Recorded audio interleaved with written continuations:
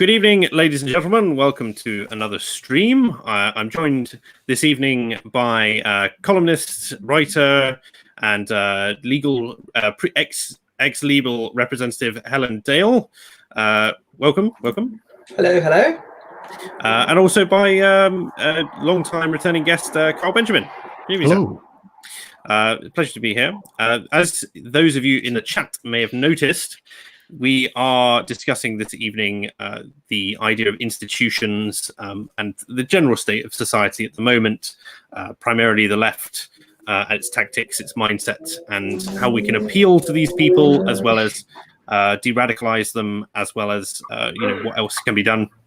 So I have a little bit of an intro spiel, and I'm going to run with this, and then of course guests, please feel free to interject as and how you will. So inherent in the statement, I may disagree with what you say, but fight for your right to say it, is a tacit admission that the speaker may not know why the offending party is saying what they say. It's an underlying commitment that by fighting for the right to say that which people find distasteful, we also commit ourselves to attempting to understand that position. But additionally, it doesn't really matter if we don't understand what they're saying. Not everyone is a radical. Not everyone's a theoretician. Not everyone is smart enough to comprehend everything. It's why we have people who are classed as ahead of their time, and why thinkers like Nietzsche died penniless despite having great influence later on. If there is any byline for liberal, free, prosperous societies, it must be this. And I appreciate that purely academic theories aren't the be-all and end-all of what drives human behavior. Most theories post hoc, and with the benefit of hindsight, and is quite unintelligible to everyman. So the example that I want to bring for this evening is that a black supremacist colleague of mine in the psychological field posed the question to me after a particular discussion about the fallibility of identities built on race. And we basically agreed that the possibility of a post-racial society was probably the only way to end racism. But they conceived of the racial campaign as one without end because they derive both their personal identity and their power in society as deriving from race. And they asked me what to do about the racial identitarians, because for her, being black was a huge part of her identity. And what right do we as fellow humans have to strip them of an identity that gives them strength? And in her words, sanity and composure. Would this not be harmful? So I found myself thinking of my conversation with Peter Hitchens and the research I'd done prior to that interview. And he talked about his departure from the communist left, which he claimed came at great personal mental strain, stress, and pain himself. And so I basically rebutted by saying, in the end, a psychologist's job is not to take away people's pain, it's to help them internalize what's happened to them, to disconnect themselves from emotional connotations of trauma, etc. And in this way, it assumes the modern equivalent of both the parish priest and the parent. But I hope that just gives an insight into like what the kind of thinking is about like the concept of harm nowadays, and how that effectively underpins all of left-leaning thought at the moment. Your colleague's thought is terrifying to me. I mean, it's amazing. It's absolutely terrifying to me as well, because the whole thing is that, well, if she can do that, that's fine. Yeah, I mean, that's literally what I was about to say. You can't go around and tell people what to think of themselves, but the point is everybody else can do it too. Yeah.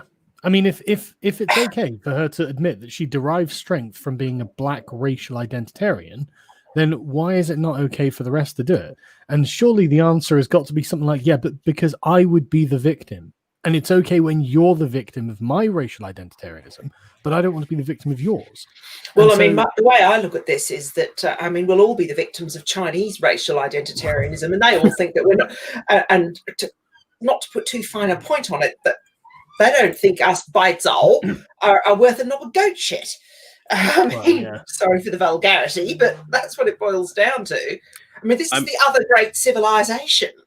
I mean, I was mulling it over afterwards, and I was like, basically, the only way this ends, I was like, you know, obviously in a free and a liberal society, you're free to tender whatever position that you feel, as long as you're not harming others. However, effectively, the way to get to an a post-racial society is effectively the abolition of what might be defined as the black community, the white community, whatever X community based on a particular race. And trying to say that as well in a university environment is certainly. Ask them. There are certain questions you can ask them that really highlight this. You can just say why you opposed to party politics. Yeah. That is certainly a good start. I suppose they would say that at this point, their black identitarianism has transcended pure skin color. I appreciate that. You could hear the same thing from Richard Spencer. Yes. Right.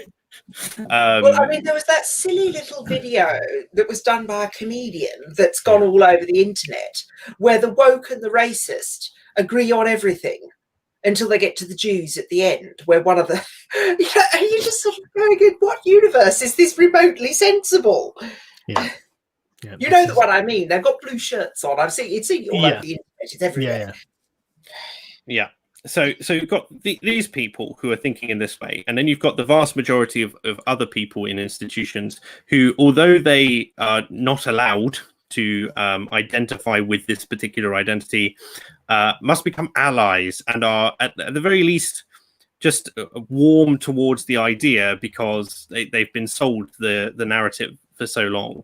And the idea, because I don't think that I can de-radicalize my black supremacist colleague. I think she's too far down the rabbit hole. There's really not that much that I can say. It's too ingrained. We even, as I said, we came to this agreement that a post-racial society was the only way to end racism, but she wasn't willing to let go of her own racial identity in order to make that happen. And nor is Richard Spencer, and nor is Li Jinping, and lots of other people in the world. And I mean, I watched the trigonometry interview with Brett Weinstein, and he does tend to go all around the houses and get a bit waffly at times. But the point that he made was quite different from the points that a lot of other people are making, that, there'll be a terrible electoral backlash, or the left will win and take over all the institutions, or so on and so forth. He didn't see it like that. He saw it the same way that the historian at the University of Manchester, Steve Davies, sees it, which is you're just going to have hostile armed camps. Yep. There's no other option. There's no choice. There's no option for a white person to find a respectable accord with black supremacists. I mean, they're definitionally excluded from that political group. So I mean, that's why we had all this nonsense this last fortnight over anti-Semitism, because with a very, very few trace exceptions, the great bulk of Jews are white. And in fact, they're actually whiter often than the host populations amongst which they live. I mean, that was one of the reasons why in parts of Eastern Europe during the Second World War, they could be killed off by the Nazis, was because the local people could spot the really, really pale person because they were a bit darker. And you had this ridiculous situation where Heinrich Himmler was recruiting all these quite brown Muslims into the Waffen-SS and so on and so forth.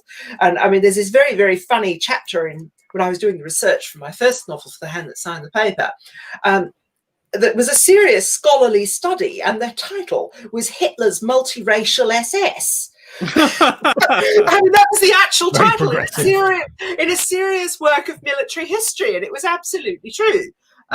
Call of Duty allowing you to play as a female Nazi black SS officer was clearly was historically accurate after all. Well, the problem is the gender, but the race part, no. I mean, there were Sikhs fighting for the Nazis, and they're a lot darker than all of us. You know, and entire divisions made up of Bosnians and Albanians and Kazakhs, and I mean, the reason there are no Crimean Tatars in Crimea anymore is because they didn't fight for Stalin. They collaborated with Hitler, and the punishment, because the ones that didn't get killed fighting for Hitler, which was mostly the women and children, at the end of the war, Stalin deported them all to Siberia. Now, the last time I looked, a Tatar is kind of brown, and they all fought for Hitler. You know, it's just. Well, I mean, we should really. we should just drive them to their logical conclusion if they want to have this conversation. So, okay, well, fine. If we can't live together equitably, then we're going to have segregation. What do you want? And we'll divide it up. That's the only answer at the end of the road that they want to travel down. So let's see what they want. Let's see what their offers are. What are they going to suggest? I'm genuinely curious. Well, this was what Brett Weinstein was saying. I mean, his concern isn't that one or the other side. This is admittedly America, not Britain, not France, not Australia, not a lot of other countries. But in the United States, that the end result of this is not one side winning a massive electoral majority and getting to impose its will on the population. That's not how the American system works. It's set up so that you can't do that. That's the whole point of the separation of powers and the term limits and so on and so forth. That's the way the American system works. So he just saw it as this is the end. The end of the road with this is hostile, race-based, armed camps. Yes. And of course, as we all know, because we can all sit here and be British about this, is the United States is awash with firearms. Absolutely awash with them. Far more firearms in America than there are Americans. Many, many times over. It's not going to be pretty. Not pretty, no. I mean, we've seen phase one, which was Chaz, right? Effectively, an attempt. And Chop, Chaz and Chop are the same place. They basically. It was called the autonomous. It was called Chaz, although no one knows who named it Chaz. I think someone spray painted it on a sign or something, and that just got taken with. But basically, obviously, all this stuff started to circulate about them being. You are now leaving the USA. I think was on some of the barriers, and it said, if you're going to be an autonomous zone, then that's an insurrection. You're forming an enclave within the country, at which point they're fully entitled to, march in and stop them. So they then changed the name to CHOP. Oh, it's just an Occupy protest until it is done. And obviously, the prevailing attitude changed drastically as more and more people died there and were harassed and were stolen from and were raped and so on and so forth. Yeah. So... to the point where when they actually molted through, there was basically zero resistance anyway. But yeah, so effectively, it's the end goal is a form of multiculturalism, which is effectively the breakup of the UK into ethnic enclaves. And America, obviously, the West in general. It's very unlikely. I will do my customary thing here. Mm-hmm. I mean, we've had quite unpleasant politics recently. And I think at least some of it is to do with coronavirus and everybody being confined to barracks and so on and so forth. But there is absolutely nothing like the civil disorder or the social problems in this country or in Australia or in New Zealand or in France, even France or Germany, than there is in the United States. I mean, the United States is just a car crash. That really, really nasty comment that Trump made about a lot of developing countries when he called them shitholes, entirely fairly. I mean, we've all made jokes about flying on Bongo Airlines to some shithole. Any British person who hasn't made this joke and tells you that they haven't is lying. I can't say I've ever made that particular joke. But yes, I mean, the very middle class, oh, yes, I'm going to XYZ shithole on Bongo Airlines. And you hope the plane doesn't drop out the sky, but this is a serious, all of the social safety net and the sort of civil disorder in the United States, all the bits of their system that don't work, basically, have just been brought catastrophically to the fore. And you could argue, you can make the Thomas Sowell argument, although he never made it about his own country, but Hayek did, which is that designed systems don't work. And the United States is a designed system. It's not an evolved system. Westminster is an evolved system over hundreds and hundreds of years, and it's much more stable. To be speaking in the defense of the American Republic, though, as a design system's gone, it's had a pretty good run. It's lasted for a long time, yes. Yeah, and for republics generally, most republics don't last this long. No, they don't. They fall to pieces because they're designed systems. I'm pretty sure that America, having the Declaration of Independence effectively as the minimum structure of a design system, and then importing other facets of their design systems from developed systems rather than designed has helped them, certainly, alongside general military investment, and therefore moving on and to generally a fairly well-educated and for many, many years an educated and civic-minded population. This is what Tocqueville wrote about, was how civic-minded Americans were. And my understanding from what Brett Weinstein was saying in the trigonometry interview is that a lot of that has fallen away, that quality. And I mean, it's well documented that in Britain and Australia, the Depression didn't hit either country as hard as it did in a lot of other places, because British people and Australians had very rich associative lives, and a very rich, strong civil society that was separate from politics, where people did their own thing with their own friends and were able to call on very, very strong civil society resources to not fall to bits. But this has been systematically undermined by left-wing propaganda and mass immigration. One of the things that is observable, for instance, and one of the reasons why I feel the long march through the institutions has been so successful here, in particular in Britain, because usually it kind of flip-flops depending on the issue. America follows Britain on stuff, or Britain follows America on stuff. And Britain, I feel, has had the institutional subversion kind of turned up to is much higher than America. And this is primarily due to the fact that we are not the kind of place that it obviously riles quickly. We also have, we're very change averse in the UK, I would say.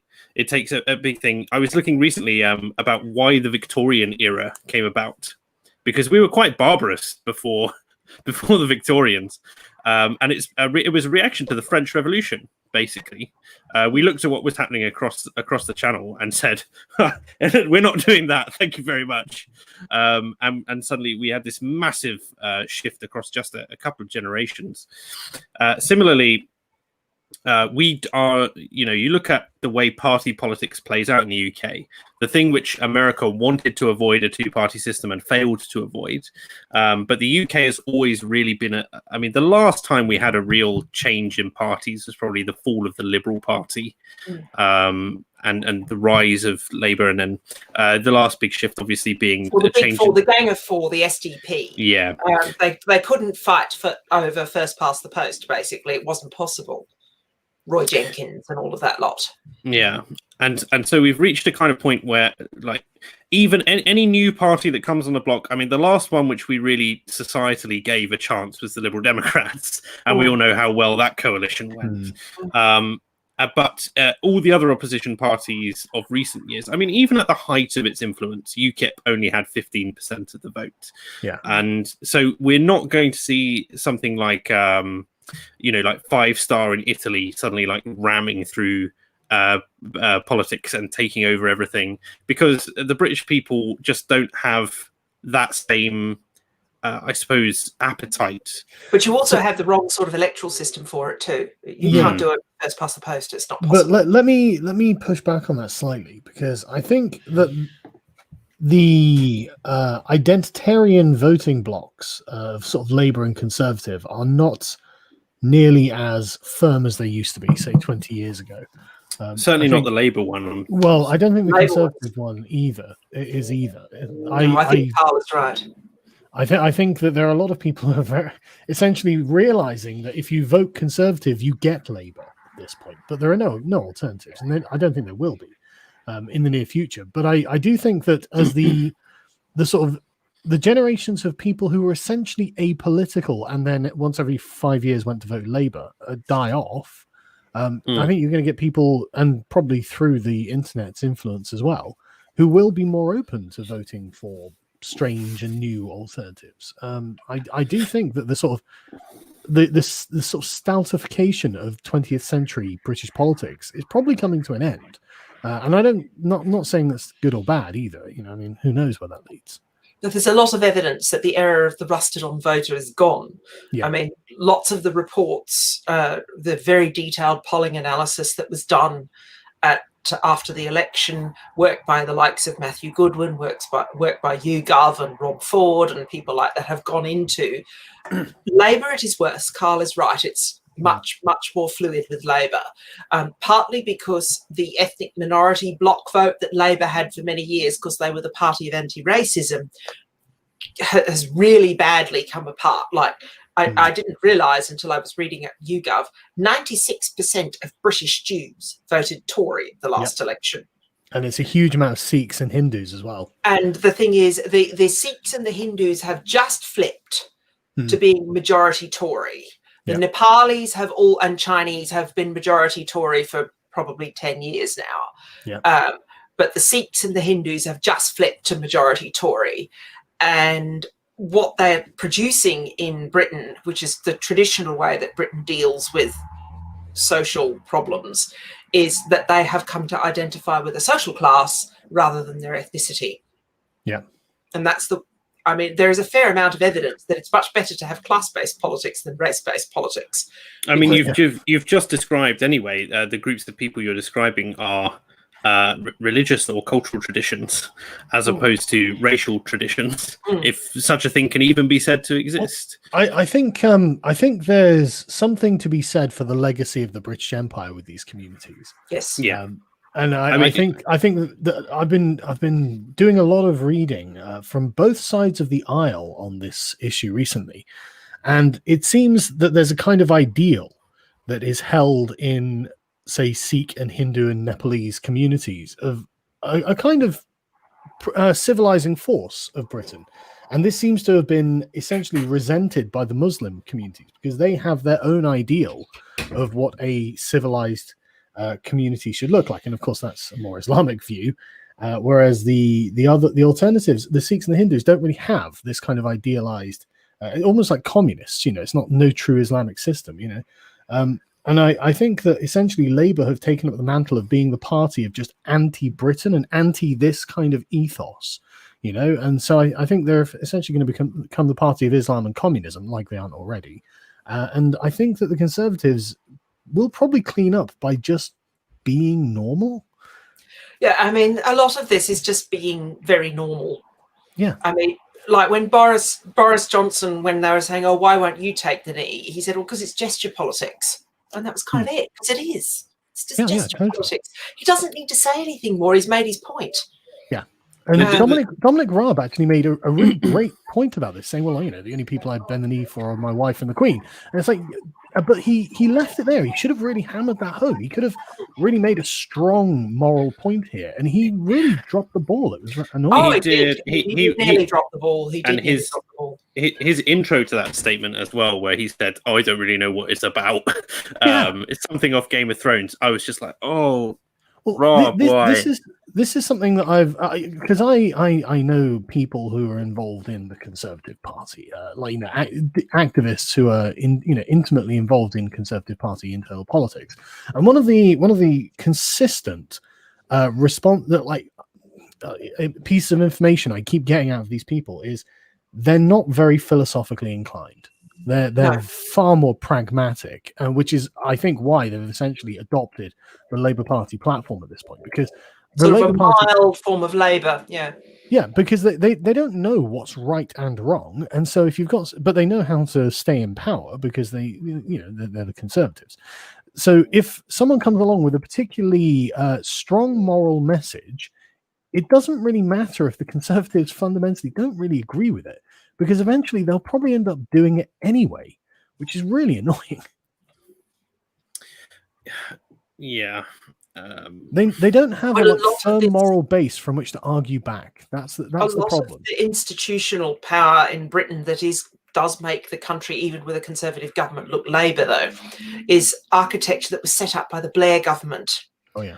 And it's not just things like the Equality Act or the Human Rights Act. It's things like all of the quangos, arm's length quangos. I think you're sorry to interrupt, Helen. Yeah. But we're also underestimating. I mean, you brought out this recently, Carl. The whole thing about journalists being addicted to Twitter. Oh yeah. So aside from that, MPs are completely addicted to Twitter. Yes. It dominates their thoughts. It dominates their thoughts, and they've gone they've had this big cultural shift. So you've got first off, you get Tony Blair's government comes in, passes something stupid like 5 or 6 new laws a day over the course of its entire tenure. A single statistic, and then all your listeners can keep it in your head, because you will never forget it. More laws were passed in the 13 years of Blair than had been passed in the entire history of English history since 1066 up until that point. It's one of my favorite quotes. That it was something like 3,000 a year or something. It was obscene. Yeah, obscene. I remember seeing the whole of Blairism was based on the idea that if you make a law, it will happen. Which, of course, anybody who's had any dealing with lawyers, and I am a lawyer, the immediate response from the legal profession is, "Ha ha." Yeah. Because that's not how it works. Yeah. So you've got effectively every MP, whilst MPs could have previously gained influence effectively by going through traditional mainstream media routes and stuff like that. Appearing on the BBC, appearing to be knowledgeable, and the ones who weren't, the Diane Abbotts of yesteryear, who made all the kerfuffles, were then effectively. She's still with us, unfortunately. I know, but she'd be back. She's gone from the shadow front bench. Though. She's not the shadow home. She's no longer the shadow cabinet anymore. Keir Starmer got rid of her. Sure, thank goodness. Doesn't she replaced with David Lammy. She still commands like an even bigger majority in her constituency than ever before. Oh yeah, she's been around since 1991 or something like that. Yeah, but where these people would either be shelved or otherwise. But the trouble with it is that every single MP is now a miniature celebrity in their own right. If they tweet something and it causes a Twitter storm, or it goes viral or whatever, they get their dopamine kicks. It's all been gamified. They get all that stuff. And because the media is lazy as all hell, they will then put an independent, like 5 minutes, poorly, if at all edited article about this Twitter dunk that XMP made. And in this way, they can all keep track of each other's popularity. There's a serious case to be made at what Sky News was thinking of doing earlier in the year. And I think the BBC is talking about it as well. And I hope they do, of just barring them all from Twitter. Yeah. Just bar them. Twitter. I mean, Sky really made their main reporter wind his neck in, and he's gone very bland. And my understanding, that's the mandarins from the top of Sky going, "You're embarrassing the shareholders. Stop it. You're just embarrassing everybody." But yes, it's very, very. And I've noticed more and more of the MPs are going, "No more casework on Twitter. No casework on Twitter. No casework on Twitter." And that, my candid view of Twitter, I'm afraid, and I say this as someone who is a blue tick and has got a lot of followers, my candid view is that it should be taken into public ownership and shut down. Yes, I'm not joking. I don't see how doing that would not just immediately cause the same thing under a different name to rise up. Yes, it would become Parler then, wouldn't it? Because that's the obvious alternative. Yeah. And then you pass legislation to make it impossible for anybody to set up the equivalent without, "Hi, would you like a holiday in HMP Wandsworth?" It's incredibly bad for civil society. This has nothing to do with speech. You can say what you like. It's the medium. Yeah. We really are getting. I've got it on the shelf here.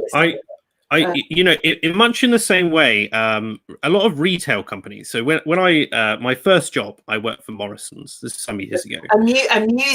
Amusing ourselves to death, Neil Postman, basically, and he talked about television, but Twitter is what he talked about, but to the max. As I say, the first job I got, a retail job in a Morrison's, and one of the things that was in my contract was you're not allowed to talk about the company positively or negatively on social media. This was just a standard clause in the contract, basically to stop people from coming home from a shift and going, "Oh, another shitty shift at Morrison's." Yeah. So. I think there's a certain case to be made that media companies in particular and MPs should, first off, just be barred from using social media whilst they're on the job. Yeah. So during office hours. And second of all, they're not allowed to use their platform as, outside of public promotion, outside of, private use, sorry. They can't use it as a public figure. I'm not sure about. Honestly, I think maybe there is an argument for elected representatives to be barred from social media. I really do think this, because I mean, I can't understand for the life of me why any political, representative would want a direct line to the public like Twitter. What do they think they're going to get on it? Especially if you're someone divisive like, say, Jess Phillips. Come on, you know what you're going to get. Even the non-divisive ones. I mean, I'm a member of the Conservative Party, and I because I write for the Spectator and that kind of thing, I wouldn't so much describe me as a conservative activist, although I have run conservative events. Carl's come to one of them. Yeah. But it's the thing is, I'm followed by a lot of MPs, and I follow a lot of MPs, and I'm sort of a nexus for sort of moderate conservatism. There's quite a lot of it comes out of my Twitter feed, and I get retweeted by MPs a lot.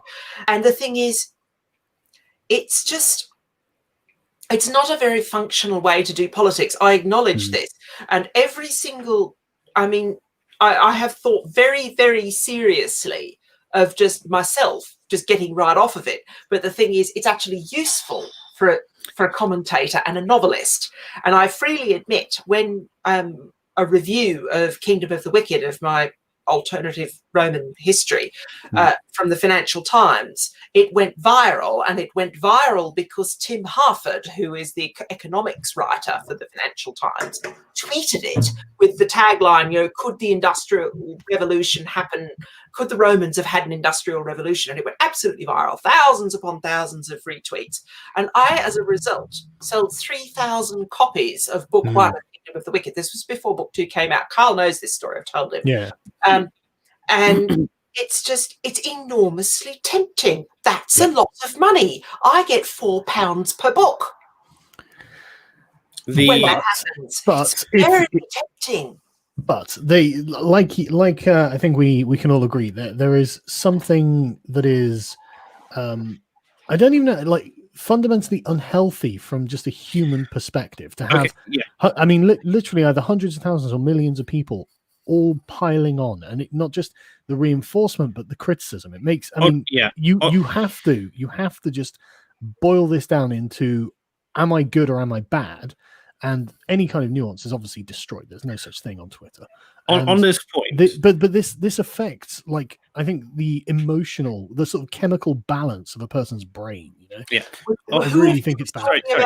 On this point, just before we hits, one of you was, I can't remember. Sorry.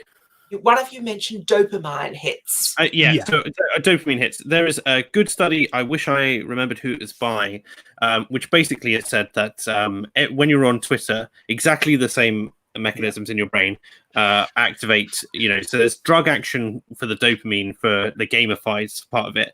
But when you go on, you're actually activating the same circuits which you do when you're in conflict. Yes. And and so you get this thing. Now, it's interesting that we mentioned, like, the idea of barring effectively state officials from Twitter, because at the moment, because of the sport that is Twitter, the contest, first off, it means that constituents who have an issue now bring it to the MP on Twitter, amongst all the vitriol and hate from random strangers online. You may not even be British. No, and the other stuff as well. Constituents I challenge there, because if you look at Alexandria Ocasio-Cortez, like, she's a great example of the fact that her constituents are probably not huge fans of her overall, but she's got a huge movement behind her. It's like a constituency should stand as a constituency, and an MP should only be professionally concerned with that constituency. And so the idea of, if you abolished MPs from Twitter, you're removing a route through which the constituents can access the MP outside of the standard route, which was always letter writing and phone calls. And as much as people will say, perhaps Twitter is it's an easier way to contact your MP, it's not a way for you to be taken seriously. First off, the character limits are ridiculous, and as we all know, people's attention span online is minuscule. But secondly, it streamlines, it filters out all the people who have really spurious motives. So, for instance, you get this, We're just trying to score one off a politician, basically. Yeah, Whatever it is, regardless of their views, yeah.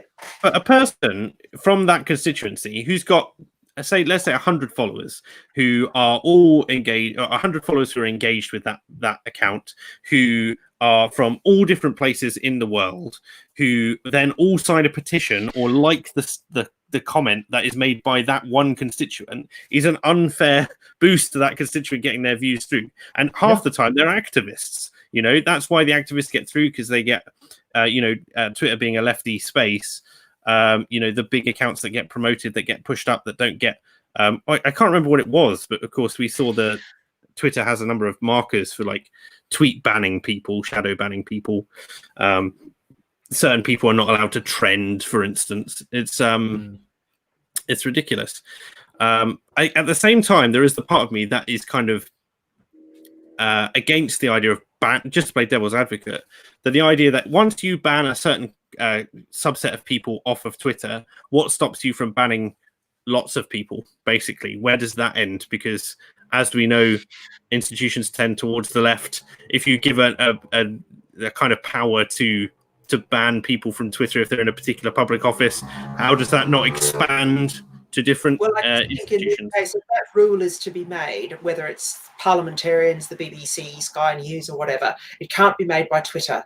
And if there is an attempt by Twitter to make it, the response should literally be from everybody. All those institutions should respond in the same way. It should be the Labour Party or the Conservative Party says, no, get off Twitter, or the BBC says, no, we're making a rule in the context of your employment contract that you will get off Twitter.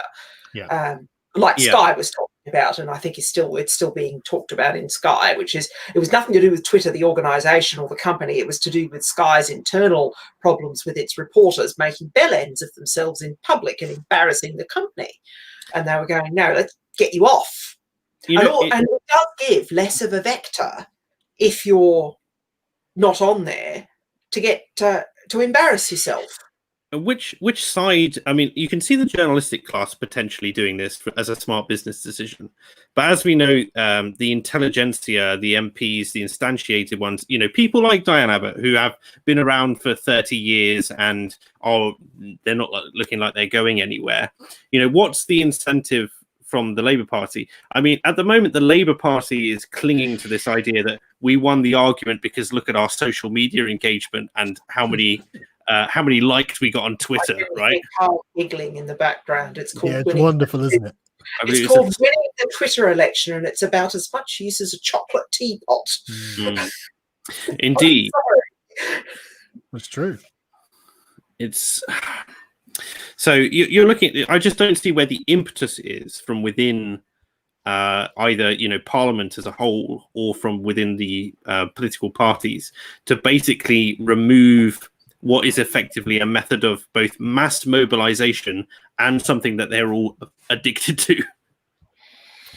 Well, I mean, I don't see how we can force their hand, unfortunately. No. But it is something that absolutely needs to happen. I don't know. I think that we weren't prepared for social media, and I think it screwed us. I actually think that's very, very true. I mean, there's this ongoing argument amongst early modernists that the printing press actually led to the wars of religion. Yeah. Now, there's all sorts of arguments, and you can read, Jason Kuznitsky on one side and Theresa Bean on the other side, and there's all these, and David Starkey as well. He's very good on this too. I mean, all these sort of scholarly works have been done on did it or didn't it, and in the end, it's the usual case when you don't have complete records of it comes out being a wash, but. One thing is very clear, that when you get a new information vector like this, basically human beings spend 100 years being really bad at it. Yep. And I think this gets back to Carl's point about social. We just weren't ready for social media, and it turns out we're terrible at it. And it makes it seems so innocent when you describe it. It's like, well, and the thing is, I remember in like 2010, I was working at a government office, and a representative from Twitter came around and told us and was trying to proselytize Twitter to us.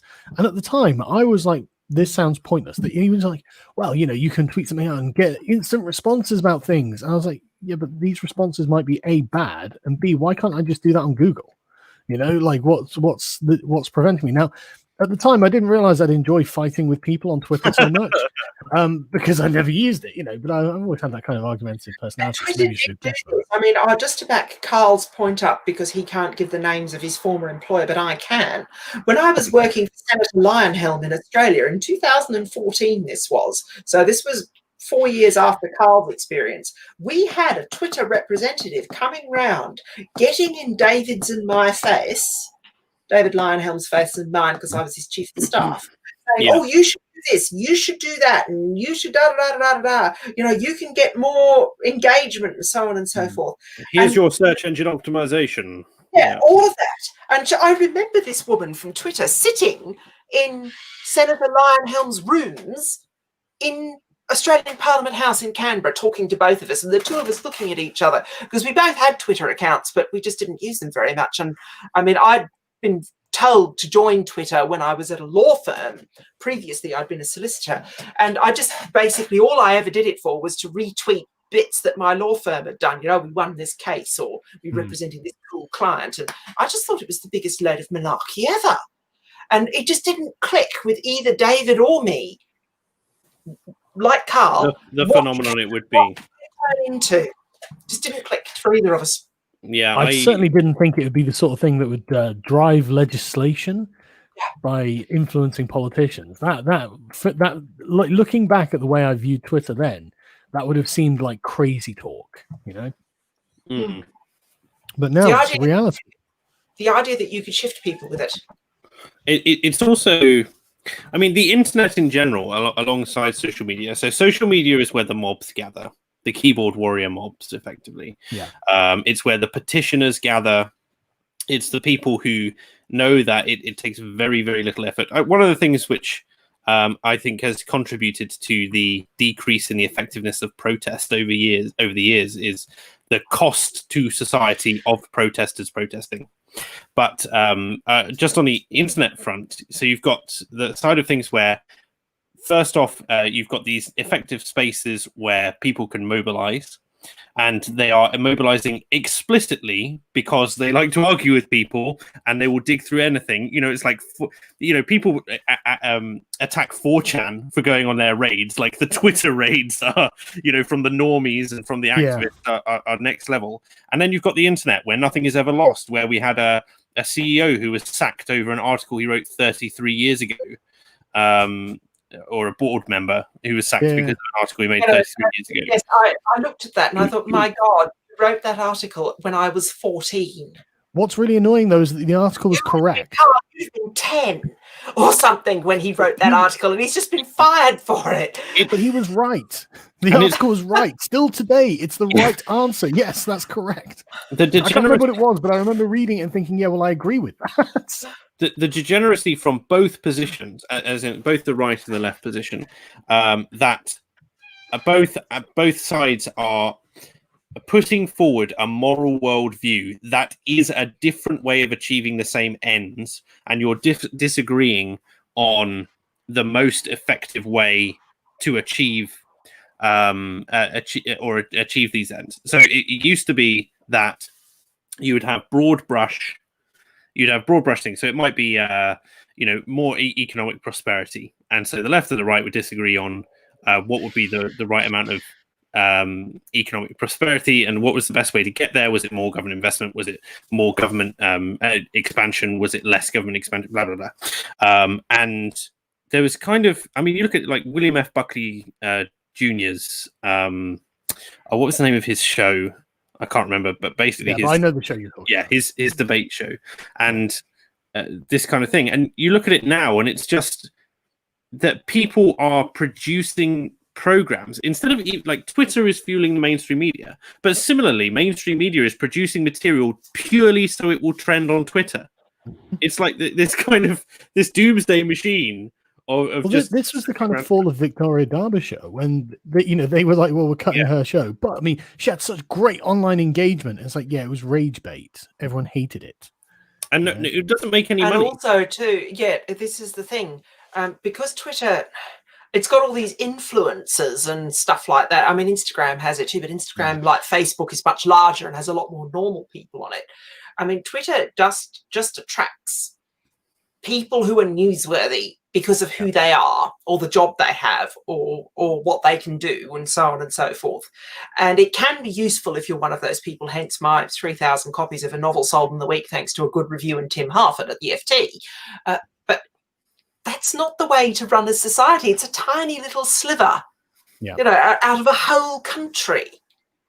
Yeah, the kind of Twitter hours, but it's not just out of the whole country, it's out of the whole world. There's 300 million regular users on Twitter worldwide. Yeah. So, this is mad. It's a tiny, tiny sliver of the average. And the thing is, I'm always very hyper aware of when someone is a Twitter user, because they'll come up to me in real life and say something that is only said to me on the internet. And so I can easily identify them. It's because it's all they have as well. Like, Twitter has replaced national pastimes, like many of them, and it also completely atomizes individuals. They think they're part of these groups, but they're really not. And they just become these atomized lone people who can only repeat what they've said or what they've heard on Twitter. And they really struggle to socially interact. So what they end up doing is they end up hunting down the people that they don't like on Twitter and going to. I think I've talked to Carl about this before. Correct me if I'm wrong. People who just don't change when they're on Twitter, and I'm an example of that. I'm exactly the same sort of person as I always was before I went on Twitter. I mean, I have the records of my friends to confirm this. I am just the same sort of person all the time. I'm one of those people. I have a very even character, and I just respond to things in the same way. I always do. I'm interested in the same things. It might be because I'm old, basically, and I got into social media too late for it to do anything to my fundamental and basic personality. But a lot of people, it's maybe because they're younger, or they have a more malleable personality, or because they were brought up differently. I don't know. I don't like going into trying to get into people's heads, because it goes badly unless you know them very well. But I remember when I disagree with him politically, but I remember when that Jolyon Morm QC chap boasted about killing the fox in his garden with a baseball bat. And he chose Twitter to do it, and talked about wearing his missus's kimono and that kind of thing. And I just remember reading that, and because it came up, and I sort of came to it late, because typical of me, I'd been doing something else, and I just sat there and thought, what possessed you to share that with your 100,000 followers, you complete bellend? Yeah, and it's like a guy putting his balls in a lion's mouth and then being surprised when the lion bites, isn't it? Yeah. It's very similar to the South Park episode where an alternative to Twitter is developed called Shitter. And it's basically just Cartman and Alec Baldwin on it, beaming their direct thoughts into the internet, and it just comes up. It doesn't matter what it is; it's just complete crap. A lot of people change. And I mean, linguists have talked about this. There's this whole idea of registers, and a lot of people have different registers for different environments. And I mean, I do too, in the workplace, in the office. I mean, I'm not going to be wearing a shirt like this or whatnot. I'll be wearing a dark suit and a white shirt, because that's what solicitors wear, that kind of thing. The whole sort of cultural thing of being a solicitor. You dress conservatively, you keep your ideas in your head, and you don't try to express them physically, that kind of thing. And you're much more courteous, you're much more polite, you engage with colleagues and clients in a particular way, and so on and so forth. We all do that. I mean, nobody takes their whole self to work. And every time you see people saying, "Oh, dear trans person, bring your whole self to work," you just know that they're telling the employee they're selling them a complete bill of goods. But the thing is, a lot of people have much less control over their registers. So they don't know when they need to have their work face on. They don't know when they need to make sure, that it's okay to have their home face on, their mum and dad to little kids going off to the seaside or whatever it is. And I have had people in public tweet at me, because I'm sort of this bit of a public figure now, things that can only be described as gossip about third parties that we both know. You're quite serious and malicious gossip. And I can stop them from doing it, usually because I say, you need to not put that there because it's potentially defamatory, it's libelous. And they listen to me because I'm a lawyer. But they don't seem to get that everybody else can see it. They're thinking like it's a chat in the pub. Is this making sense? They don't know when to have work face, when to have family face, when to have home face, when to have mum with kids face. This kind of thing. They've sort of lost it. But there's no social cues with social media. Effectively, it's just context collapse. That's the word. It's complete context collapse. And what I want to really talk about, because I'm aware we don't have masses of time, is like, what do we think the solution is to this for the regular people? And basically, I'm in favour of what the academic agent calls milkman localism, which is like the to put a philosophical spin on it. It's where you see yourself in the great chain of being, which sounds very airy-fairy and that sort of thing, but it's basically having a positive attitude to where you are in society, recognizing the job that other people do around you to keep that society going, and then meeting together and basically removing yourself from the atomized but also globalized version of reality, which isn't real, which is social media and the internet. As a whole, which is not to say that you don't use these things for their practical purposes, but you do not put your life on social media. You don't tell the world that you've just beaten a fox to death in your garden. Basically. Yes, basically. I think the problem is a bit deeper though, because I mean, I think I take issue with the term atomized. I don't think that online communities are atomized. I actually think that they would probably be better if they were. I think it's the fact that the internet has allowed people to form certain kinds of interest-based communities without having to actually acquire the geographic position to do so. Because normally, you know, the Mark Collettes of the world are kind of hamstrung by the fact that they're, you know, probably one of only 2 or 3 people in the entire town they live in who either give a shit or vaguely agree with what they're saying. Yeah. The internet has allowed these people to actually link up, and this gives these groups a lot more influence than they would normally have otherwise. You know, Mark Collett really should just be some guy in a pub. He shouldn't be someone that we know about. No, he should just be. He's an absolute nutter. He's a nutter. Oh yeah, absolutely. But the same for me, to be honest. I should probably just be some guy in a pub too. But this is the thing. We're actually able to start doing this sort of thing, and I don't really know what we can do other than abandon social media. But like you say, Helen, there are too many advantages and too many sort of addictive qualities. I just can't see it being done. I mean, because I know after, just picking up on Carl's point, I know after that very good review in the FT that Tim Harford promoted that went viral and sold me lots of books, I remember sitting there with this, well, not with the physical check because it's done by direct deposit now, but of course I could look in my bank statements and see how much money had landed in my account. And I'm just, well, there's my holiday to California, flying business class there and back. I mean, it was just, and I had this awkward conversation with my partner, and the two of us were sitting there, and she was going, well, I suppose you're going to have to say thank you, Twitter, aren't you? And I mean, and it was a very, very unpleasant and awkward conversation with the two of us sitting out in the garden, having a glass of wine, looking at each other, and just not feeling normal.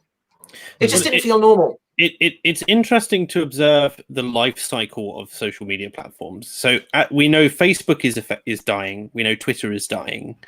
Twitter, Facebook is dying. Facebook dying. Yeah, how is Facebook dying? Please, I'm curious. Facebook is just not. It's not picking up new users in the same. But it's got so many. It doesn't matter. It's got it's network effects. But they've stopped using it. Like I don't think Facebook is going anywhere. But it's interesting to observe I think it's got there. That's the thing. Facebook is already there. It got there. Yeah. But in the same way, I know that a lot of people who just, despite the fact that they have a Facebook account, because aside from anything else, the messenger function is very, very good in order to, just keep in touch with people. Yes, That's the primary use of I've used that a Facebook. lot. I admit I use that more than anything else. But I noticed that I've shared an awful lot less to Facebook than when I started. And I know an awful lot of people. There are obviously a few people that I know who are still, posting regularly on there. But primarily it's like, I would say usage of Facebook in general, it seems to be winding down. Usually in preference for Instagram, which is obviously much more visually driven, and all the young people are gravitating towards Instagram. Instagram is obviously a different environment to Facebook for many reasons.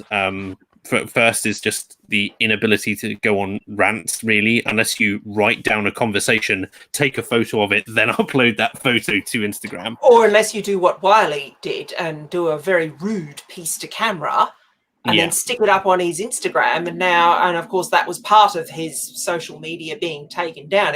I mean, typically of the journalistic class, they all paid attention to the rude comments on Twitter. But the thing is, they didn't realize that he said exactly the same things, but not in writing, just by doing a piece to camera and putting it on his Instagram. I mean, and this is typical of the media class, not noticing the different vectors of different kinds of social media. Like when Carl and I first met, and this was sort of before YouTube had started to become silly and demonetize people and so on and so forth, I noticed, and he had noticed, that you could talk to completely different groups of people and this across old and new media, if you were on Twitter or on YouTube or on Facebook, or you wrote an article in The Spectator, or you wrote an article for the Torygraph, or so on and so forth. And it got that way. I ran a controlled experiment with myself where I effectively produced the same content, but in different mediums. And there was no overlap. The people who saw it on YouTube didn't read it in the Torygraph. People who read it in the Torygraph didn't see it on Twitter. It was like they never talked to each other at all. Now, that has obviously changed. I mean, and there is much more integration now, but there is still very, very significant siloing amongst audiences. Yeah, definitely. I wonder how generational that is as well. I know, you've also got to look at like the vast majority of people who are not really that engaged with, say, the political side of things as well, because the reasons why they used Facebook, the reasons why they used Instagram, the reasons they're not on Twitter are very different to the reasons why the politically active use these platforms as well, or the people who've got the kind of stick in the fight or something to fight for. I came across like some really weird, like one of my friends is on Twitter, but they never engage with anything political ever. And there's just this really weird side of Twitter that's completely... Football Twitter isn't suffering. Yeah, football Twitter and cat Twitter and... Well, I have some in and outs with cat Twitter because of Chile. And one of the things I notice is that it's just like another planet. It's just totally different people. Yep. It's just totally different. Totally different crowd. And it's interesting that the things which radicalize people radicalize people into getting irritated and then engaging with the political and then getting a bit addicted to it are, when politics bleeds into these, relatively isolated little communities, because then they end up in ramped little wars with each other. I mean, you mentioned the PragerU knitting community person, didn't you, Sargon? Yeah. And those are the kinds of situations which people just get exasperated. But then, like, the more that they engage with it, the more time it takes, because the more people that they piss off. When I first read that, I actually know the journalist who wrote that article because she's Norwegian originally, and she wrote the original piece in Norwegian or Swedish. I think it was Norwegian for Aftenbladet, one of their papers. And when I read the translation of it in, I think it was the Torygraph, of what had happened in this little knitting group, I didn't believe it. I'll be quite honest, I didn't believe it. And I think I said this to Carl at the time. I think I said, I think this is bullshit. I don't think it's true. Yeah. And of course, I believe it because I've seen it many, many times. Yeah, it's happened to my communities certainly. And then I did find out it was true, and I had to sort of sit there, and I think I messaged Carl and said, well, you were right and I was wrong. It's completely mad. The way they are, you know. I'm gonna run through the super chats just briefly. We've only got 4 of them, but as we're coming to the end of our hour, Jesus Fried Christ says, "Diversity is our strength," in quotes from the SS. Binary Server says, "We don't need to guess how this ends. South Africa is a living example of 2 armed separate camps, one tacitly supported in its actions by government." I'd rather not become South Africa. No, I mean, it's a beautiful country. I was there in January and February, but it's a lovely place to visit, but you wouldn't want to live there. Yeah, and that's a comment aimed at white South Africans. I mean, I'm genuinely afraid of what happens next in South Africa, man. Yeah, I mean, I've obviously been following everything which has been going on with both Katie Hopkins and the initial stuff that Lauren Southern did, but obviously various projects that she set up. Looking at the Sweetlanders, is it the effectively the white South African Defence Forces? South Africa is in a difficult. It's going to be a genocide. That's what's going to happen. I mean, it's a slow-moving genocide as it is. Like, the government is essentially not taking action on the farm murders, as far as I can see. I imagine they're going to try and disarm the farmers at some point. And we'll see how well that goes, because that's... Well, I had a meeting with some South Africans the other day, and because they don't understand why the West is falling apart. They feel like they're the fringe, you know, they're far out from where everything's going, but they're watching what's happening in our countries and thinking, well, hang on, guys. And they were like, so what should we do? And I was like, well, look, the second they try and take your guns, that's when you have to essentially engage in a civil war, because you won't be able to afterwards, because they're not going to try and take your guns for your benefit. They're going to try and take your guns for their benefit. And I'm sorry to be the bearer of bad news here, but I really think this is the case. The JE says, why has Boris Johnson not tried to repeal Blair's reforms? It's because government never agrees with Blair's reforms. Yeah. No government repeals. He's fundamentally a liberal Tory, and also, I mean, just remembering, even if he wasn't a liberal Tory, the Milton Friedman quip: "There is nothing so permanent as a temporary government program." Yeah, and that doesn't change. I mean, people like Nick Timothy, and I mean, there are sort of fairly senior figures in the Conservative Party and allies of the Conservative Party saying, you need to get rid of some of this stuff. You definitely need to get rid of the Human Rights Act. You probably need to amend and maybe even repeal the Equality Act and just fall back on the original Thatcher and Wilson era anti-discrimination legislation that we have, equal pay legislation. We didn't need any more than that. I mean, what the Equality Act did was inject these values, diversity values, into all of the Quangos. And of course, Blair was the great breeder of the Quangos, and Nick Clegg had all these grand dreams of a bonfire of the Quangos, but it never happens because nothing is so temporary. Did Nick Clegg have that? I didn't know that. Yeah, that was Nick Clegg. Nick Clegg wanted to have a bonfire of the Quangos. Please, Nick, doesn't he run one now as well for Facebook? No, he works for Facebook. Oh yeah, it's even worse. It's even worse. He advises Facebook. Yeah, that's right. He manages a conglomerate of Quangos then. Basically. Well, no. Facebook isn't a Quango. I mean, Quangos are arm's length government agencies. The reason they are set up traditionally is to harness expertise and to wall them off from the vagaries of the electorate. But we now know, I mean, and coronavirus has really brought it to the fore, but also all the dreadful forecasts from the Bank of England and Project Fear and so on and so forth, that experts are useless in groups at making predictions. I mean, we've known this. Predictions are difficult, especially about the future. What makes advantages a clever person with high IQ is that they're better able to run their own life. But no one ever gets any good at running other people's lives, no matter how many brains you've got. You know, I think I even disagree with that. I think they're just better at making excuses for their own life. Well, no. I mean, the thing is, there is a very, very tight correlation between high IQ and income and education. Oh yeah, I'm not saying but income is income the measure of a person's worth and decency? It's not a measure of the person's worth, but it certainly makes life a hell of a lot easier. Well, yes. And this is why, I mean, remember, I don't know what your school days were like, but unless the smart kid was good at sport, fortunately I was good at sport, one of the things that always happened to smart kids was they finished up headfirst in bins. And the reason they finished up headfirst in bins from the not smart kids was because they thought that all the things that they did for themselves, which seemed to work really well, they got much better marks than everybody else. They often weren't fat, they often were self-disciplined and had all these other qualities. They thought they could then go around and tell everybody else to do them too. It's the same as Boris Johnson saying, I was too fat when I went into hospital, so therefore you're not allowed to be too fat either. Yeah. Do you see the problem with this? And the thing is, for a long time, when we set up these arm's length quangos, it seemed that, well, if these people are much better at running their own lives, maybe they can run other people's lives.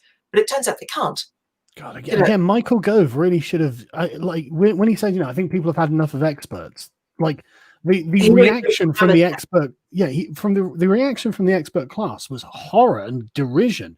But he could have just continued pushing this forward until it broke out on the other side. Okay, listen, just because you're smarter than someone else, what right does that give you to run their life? Exactly as you're saying, and he could have pushed through very hard on that and, been very populist about it. But of course, the Conservatives have got no spine. I was going to say, a politician pushing hard on something. I mean, if anything goes to show, the only politician who's really pushed hard on something has been Jeremy Corbyn in recent times. And he's been remarkably successful considering how fucking unpopular his platform is. Yeah, he was internally successful. But the Tories, as much as they are, and politicians in general, are very short-termism, right? But even with that, they recognise that effectively Jeremy Corbyn got in on a wave of new voters, and then new members. You're quite correct. A wave of new members, and then used those members in tandem with his own activist organisation in order to effectively burn out all of the old Benites and so on and so forth. So, is used in Australia is that he white-anted Labor. Do you know what white ants are? No. Termites. And go on the internet and look up white ant damage Australia and see a house that obviously a wooden frame rather than a metal frame house that looks completely normal and solid from the outside, and you get a construction worker in a hard hat go up to the side of it and give it a good shove, and the entire thing just collapses in on itself because every single structural part of the structure that holds it up has been eaten out internally by termites, which Australians call white ants. I've had white ants in a property that I owned in Australia, and they are the most extraordinarily destructive things. And that is basically what Corbyn's lot did to Labor. I mean, Keir Starmer has inherited a house that has been white-handed. Good luck, Keir. Good luck, Keir. Yeah. With the number of skeletons that Keir Starmer has in his closet to be weaponized against him, I don't see that happening. But I'm doing some research into our dear Sir Keir Starmer myself, because obviously his tenure as the head of the CPS, also. The thing that's hanging over, the obvious thing, there are probably many others, but I mean, the obvious thing is, of course, the War Boys case. Black cab rapist. Yeah. I'm actually not familiar with that. I've heard the term, but I've never looked into it. What happened there? Chronic failure to prosecute a recidivist rapist, basically. Very feminist, And it's interesting because a lot of the time, especially with the grooming gangs cases, a lot of stuff is a shade is. But obviously, a lot of shade is thrown at social services and the police, and it turns out that the police also got disinterested in trying to send cases for prosecution because the CPS just rejected like hard evidence cases where like they had everything snapped like that, and the CPS just refused to prosecute. social services and the social workers. I mean, if you read the J report, it's made very clear that social workers were complaining about the race-based and religious-based aspects of it and not being taken seriously. Yeah. They were trying, the institutions were trying to fix it, and the problem was at the top. So all the while we had all this silly nonsense about a pedophile gang in Westminster, which turned out to be a load of hooey. You did have institutional failures of exactly the sort described, but the thing is, they were the kind of things that were failing poor people, not middle class people. Yeah. Not to mention the top of the BBC at the same time. Well, this is the thing. I mean, the reason why that Carl Beach story got so much traction was precisely because the BBC had, not to put too fine a point on it, absolutely shat the bed. They really had the saddle. But yes, to go back to the original question of why has Boris Johnson not tried to repeal reforms? They don't. The government does not repeal reforms. I mean, I honestly think that they've got a deep-seated fear of the press, because the press seem to have essentially Tony Blair's agenda in mind, and I don't think the government know what to do about it. But Carl, we have a right-wing media, according to all my left friends on Twitter. The Telegraph still publishes pieces by feminists. We do not have a right-wing media. No. Mad BCSE says, wow, Helen Dale is on. Loved your books. Thank you. Tell all your friends. Tell them to go to Stones and buy them, please. Makuta Pterodax says, I am the only one in my university class of 20 who reads print papers. I read the Telegraph and the Financial Times, Spectator, and Mail on Sunday on occasions. Yeah, I think, again, one of the things which we've missed with regards to this social media discussion is that social media has become the universal hobby, right? So you've effectively... The crossword, the Guardian or the Tory Graph crossword was 30 years ago. Yes, this is quite true. My ability to do crossword has completely turned to shit. I mean, and I used to be a professional crossword setter, and we're going to see your next article, why I quit social media. Crossword gate. It's become the universal hobby, which has abolished, or basically, shut up, cat. Your cat is invited. Has effectively abolished the, to use the left's terminology, the diversity of hobbyisms across the country, and has destroyed, as again, like the localism stuff. People spend hours and hours and hours and hours on social media. I was amazed. I did a quick calculation about how much time I spend on social media, and I was like, sweet Lord, like at least, many. We're looking at double-digit hours per day, really. When you average it. It's just a couple of hours for me. I don't really like it, or it used to be anyway. I've cut down now, but I was just looking at it. I was like, yeah, I'd quite happily spend 12 hours on Twitter a day, or on social media in general a day. And I'm going, sweet Lord, about either like, and I include YouTube as kind of as a part of that, because whilst you're listening to something, you're also talking about it with friends, or you're on WhatsApp, or you're on Facebook, or whatever. But it was horrendous. I would have construed it as an addiction, and I'm going, all the hours that I spent that could have been, even if it was only 2 or 3 hours a day, and I'm going, like, all that reading that I missed out on doing, all of the hobby building that I missed out on doing, all the social interaction in real life that I missed out on doing. We need to find a way to replace that. We need to bring that back, and to white pill you both a little bit. I am seeing a kind of hunger for that in the people that I meet of my age and younger, who are very, very disaffected, not just with politics. It tends to go one of two ways. You either become like massively radicalized by politics and end up doing a load of stuff and ending up in an angry state all the time in an echo chamber in your favorite social media platform, or you become so disenfranchised with it that you're no longer interested in doing that, and you're seeking something a lot more local and real and meaningful. me and my girlfriend are talking about, how can we get involved in our local community? What community groups are there? What could we set up? That sort of thing. And I'm seeing a lot more of that in my age range. I hate to say this, chaps, but I'm going to have to head off. Yes, No problem. I realistically, I ought to go as well, partly because I'd like another glass of wine. But before I run away, I'm in the process of writing the review of this. Cynical Theories by Helen Pluckrose and James Lindsay. I cannot recommend it high enough. If you want to understand highly enough, if you want to understand the long march through the institutions, that book is it.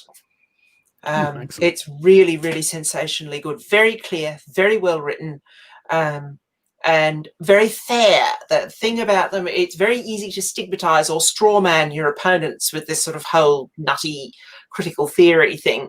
But what they do is they put their opponent's case at its highest, then they knock it over. And that's how you're supposed to run a legal case. And it's very, very impressive. Well, it's a good recommendation. Right.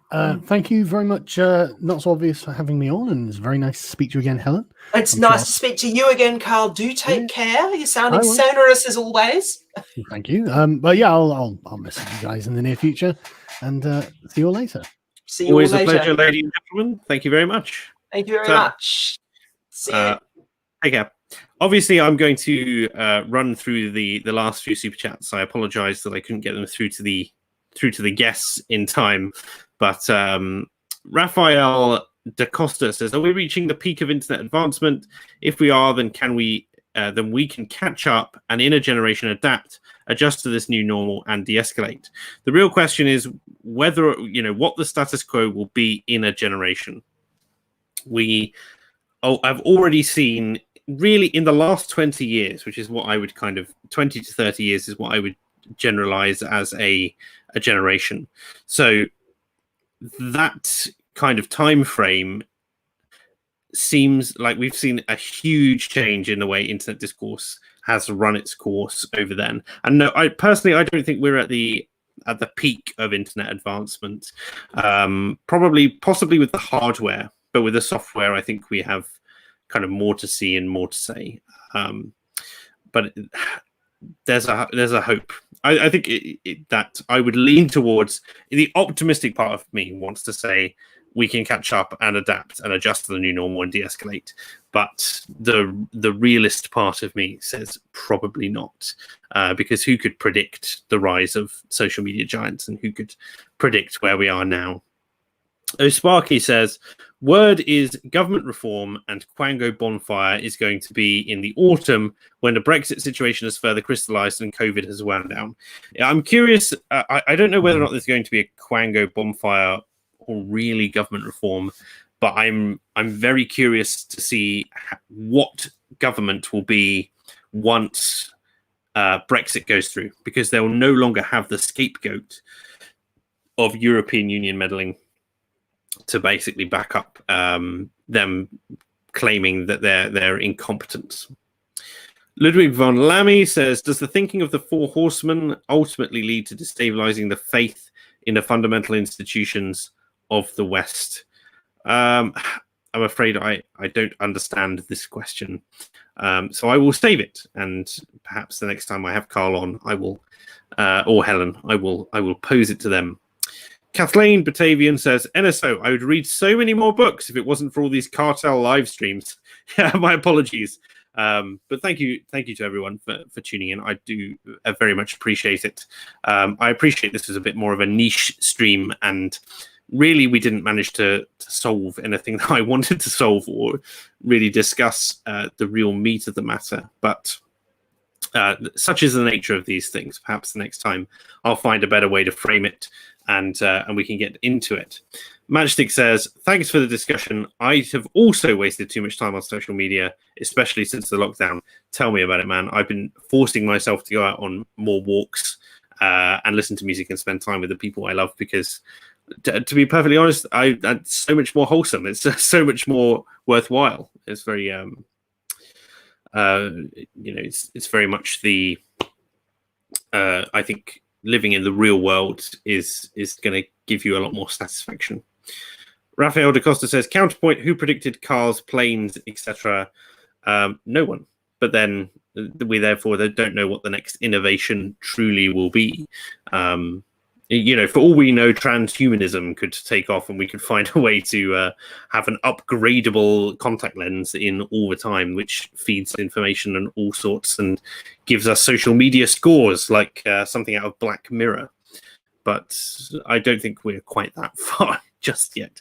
But I also don't think we've seen the end of social media advancement. But thanks for the comment anyway.